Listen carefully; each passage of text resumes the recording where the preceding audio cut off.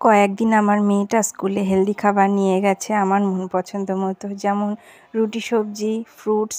তো বলছে যে মা আজকে আমি একটু টেস্টি খাবার নিয়ে যাব, ওই জন্য টিফিনের জন্য একটু পাস্তা বানিয়ে দিলাম। আর চাল, ডাল, আলু, কাঁচা তেল, লবণ সব কিছু হলুদ টলুদ দিয়ে একটু খিচুড়ি বসিয়ে দিলাম ওকে খাওয়াবো বলে।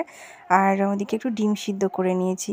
সকালে পরোটা ভেজে দিয়েছিলাম ওর বাবাকে, ওর বাবা চলে গেছে স্কুলে। সকাল থেকে আজকে ভিডিওটা করা হয়নি, একটু ব্যস্তর মধ্যেই ছিলাম।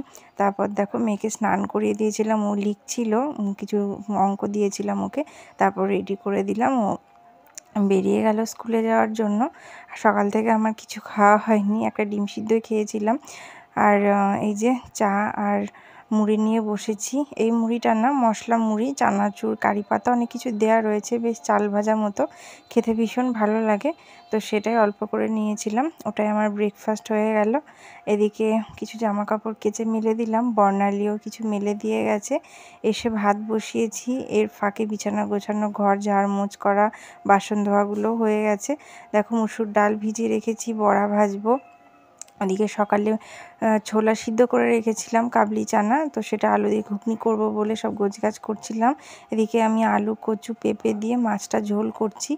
রান্না হয়ে গেছে, এবার খেতে বসবো। আজকে ভিডিও এই পর্যন্তই। ভালো লাগলে লাইক, কমেন্ট, শেয়ার করে দিও। টাটা।